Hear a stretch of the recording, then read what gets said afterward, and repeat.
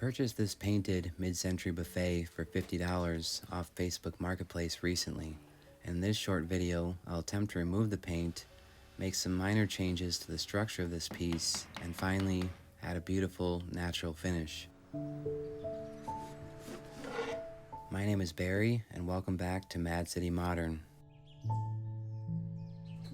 A lot can be learned about restoring old furniture by searching the internet, but never underestimate the value of simply opening a book. Before starting any restoration project, it's important to take the time to look over the entire piece. This should give you a better understanding regarding the work that may be necessary. I don't wish to criticize anyone who chooses to paint furniture. It's a preference. In fact, many of my own finish choices are far from traditional factory finishes. Unfortunately, what I find with many of this painted furniture is that the necessary repairs were never made. This buffet appears to have been spray painted in a matter of just a few minutes. I believe the color is Oasis Blue, finished with gold leaf accents.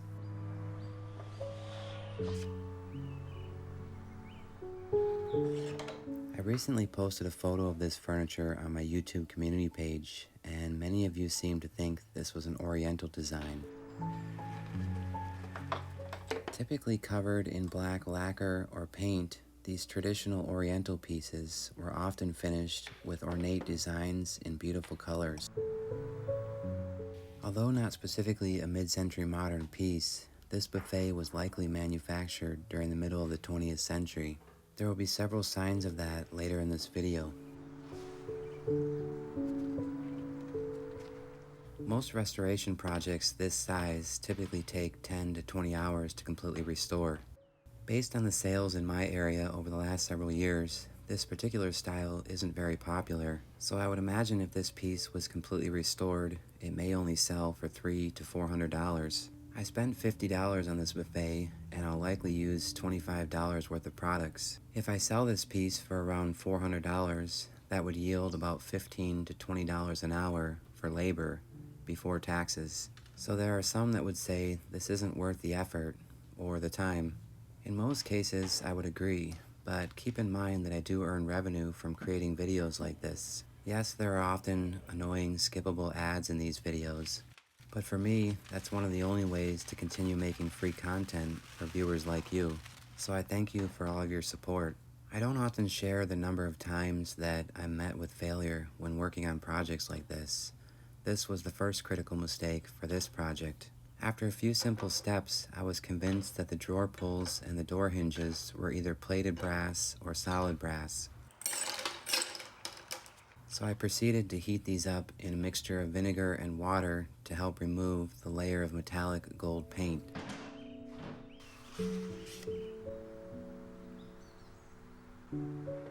When removing the finishes from painted furniture, I can often expect to find a layer of polyurethane or the top coat, a layer of paint, a layer of primer, and sometimes the original finishes. Removing all these layers can prove to be difficult with the carbide scraper, but I at least want to remove all the finishes from some areas to see what's underneath all that paint. This black layer underneath all the paint is another clue that some of you may have been right, that this was at one point an Oriental design. I'll check on the drawer pulls, and they're doing exactly as expected. The top layer of gold metallic paint is peeling off. This will prove to be ironic, as you'll see in a moment. Here's a view of the original finish on the inside of the door. So the question is, was the black layer original from the factory? When removing several layers of paint and primer, it's often more efficient to use a chemical like paint stripper. I'll apply the paint stripper generously over all the surfaces, then let it set up for about 15 minutes. I usually spread this around with a disposable chip brush, but I didn't have any at the moment. I wouldn't suggest using these foam brushes. 4 out of the 6 drawer pulls turned out great. The paint was removed, and the drawer pulls appear to have been plated with brass. The other 2 drawer pulls were severely corroded, and I believe it was a direct result of a cheaper pot metal being exposed too long to the high heat and vinegar. I've cleaned a lot of furniture hardware using this technique and never had this happen, so let me know your thoughts in the comments.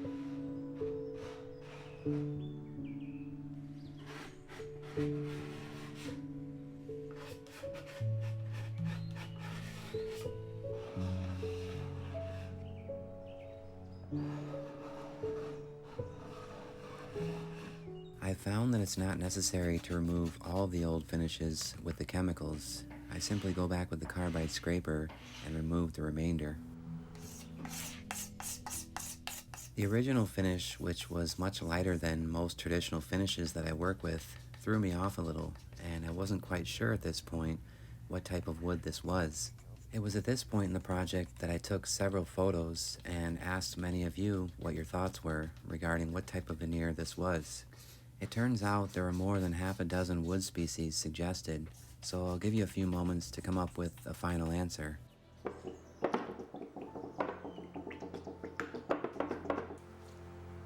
This project was actually full of failures, mostly on my part, and I could see the writing on the wall very early on with this project. There were so many repairs necessary that I simply couldn't justify doing a full restoration. The temptation to throw this piece to the woodpile was very real throughout this project, but at some point I decided to accept the failures and use this piece as a learning opportunity.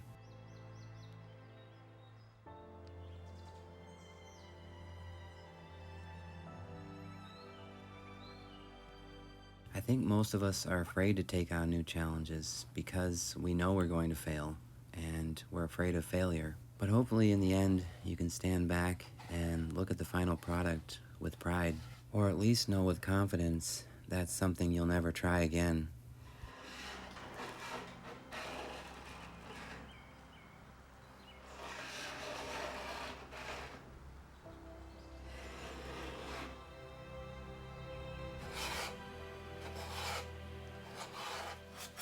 This is part of a detailed scraper set, and I'll link all of the products used in this video in the video description.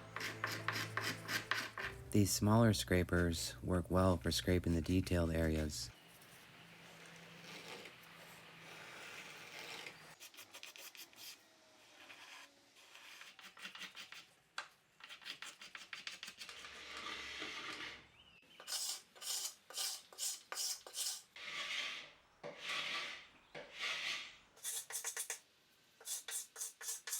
It's finally time to address what's going on with the base for this buffet. Most of the veneer is either severely damaged or missing altogether. And regarding any vintage or antique furniture piece, I don't often like to use the words too far gone, because somewhere out there I know there's someone with the time, the skill set, and the resources to completely restore this back to original. To be honest, I didn't like the style of this base to begin with. So I'll completely remove the base, use some of the chipped veneer for repairs on the rest of this furniture piece, then add some mid-century legs.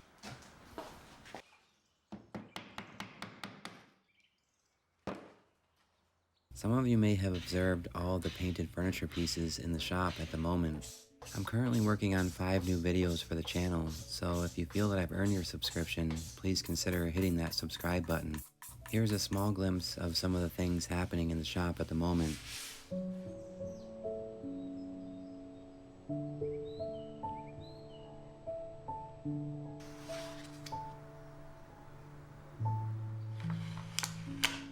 Some of the veneer on the drawer fronts has separated, so I'll remove as much of the paint as possible and re-glue these areas.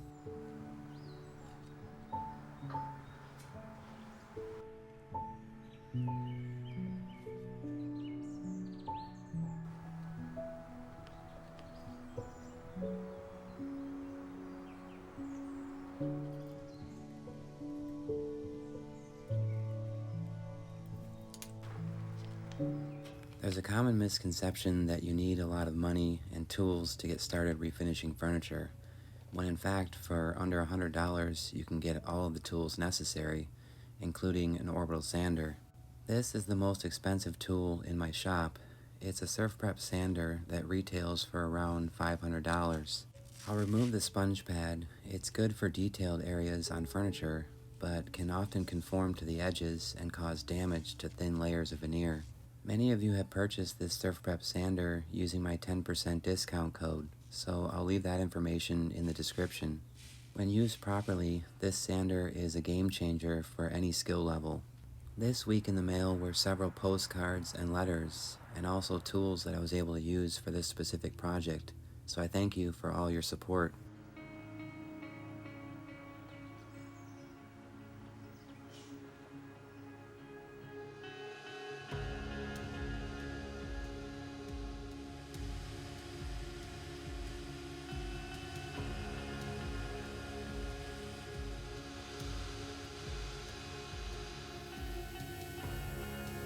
I thought it might be helpful to show many of the different sanding tools for a project like this.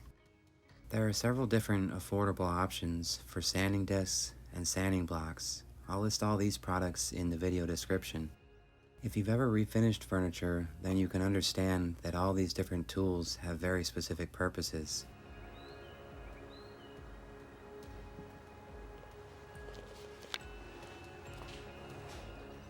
Here are a few different options of scrapers that I use for just about every project, including the detailed scraper set.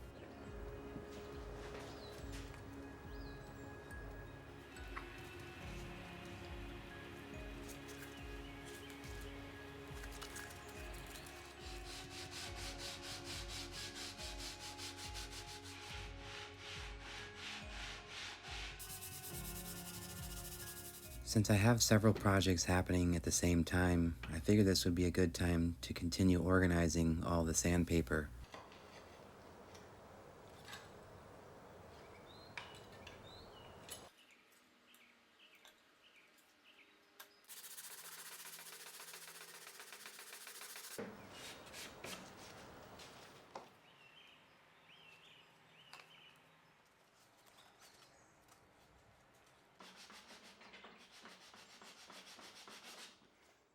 It's been a while since I've had to remove paint with dental tools, and although it's rewarding to watch, and I've seen many use this method recently, I don't miss it. There are several damaged spots like this on this furniture piece, and when done right, this method can take several hours. But there's a more obvious challenge that lies ahead, all the paint still in the wood fibers. I'll wipe these areas with a damp cloth.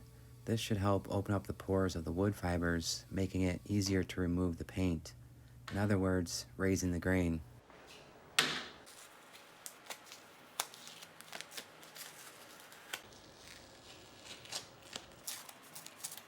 Now that the thin layer of veneer has been secured, it's time to continue sanding these detailed areas. If you've ever worked with thin veneer, then you're probably guilty of sanding through or burning through the veneer at some point.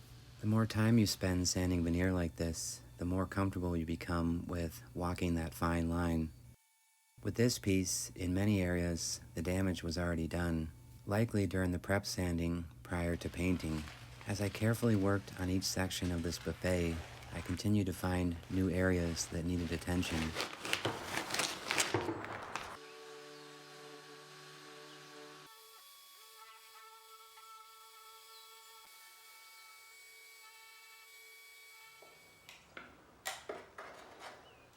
There was no choice but to remove some of the trim pieces to continue removing the paint.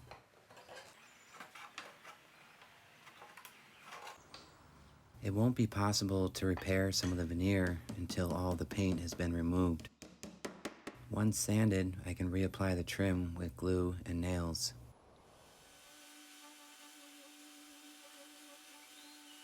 There are several large sections of damaged or missing veneer on the sides of the drawers and on the top of this buffet. Cutting straight lines is the most efficient way to repair these damaged areas, but if you're looking to conceal more of the damage, then you may want to consider avoiding straight cuts. I'll cut off some of the matching veneer from the base that I won't be using.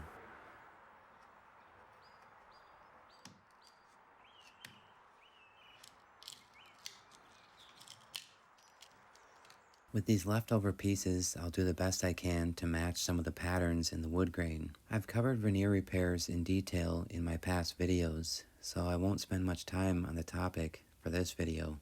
These repairs won't always be perfect, but this is a skill that I'm continuing to practice. This was the damage done to two of the drawer pulls, a mistake I'm primarily responsible for. Hardware is often the easiest thing to replace on any furniture, but for now, I'll use this opportunity to attempt some repairs on the original hardware.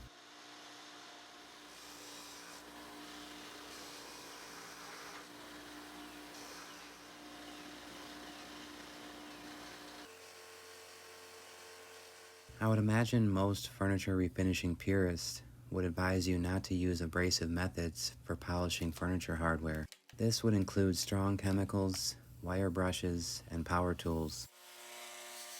This is an example of how the brass-plated hardware should have turned out. Not perfect, but as close to original as possible. I'll do my best to file the major pitting on the damaged hardware.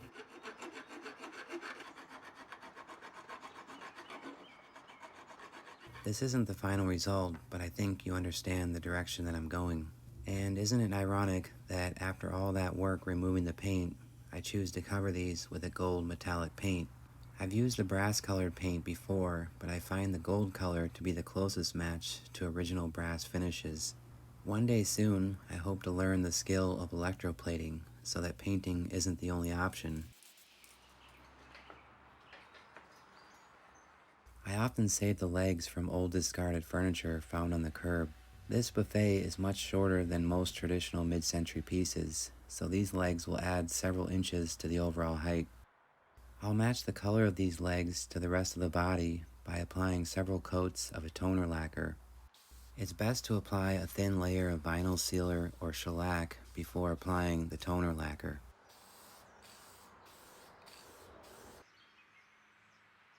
To secure the legs, I'll mount these new brackets to the bottom of the buffet. The final sanding is done with 150 grit sandpaper by hand. I'll clean these areas with a tack cloth in order to find those small sections where the paint remains. So were you able to identify the wood species for this furniture? For me, it was quite obvious, but only after all the old finishes were removed.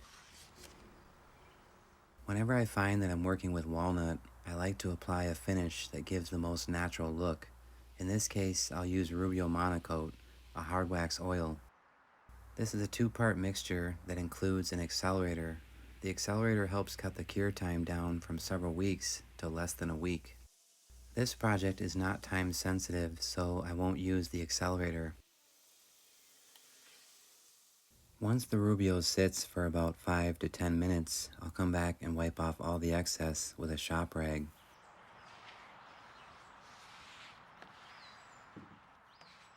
Once the hard wax has had a chance to dry, I'll apply Howard Feed and Wax, which is a natural beeswax. This is a polish and conditioner that helps prolong the life of the wood and the finishes. The question is this product compatible with the Rubio Monocoat hard wax oil? I'll keep you updated. So is this piece perfect? I would argue far from it. I'll likely revisit this project several times in the next few weeks and continue to find ways to improve it. But for now, I'll call it good.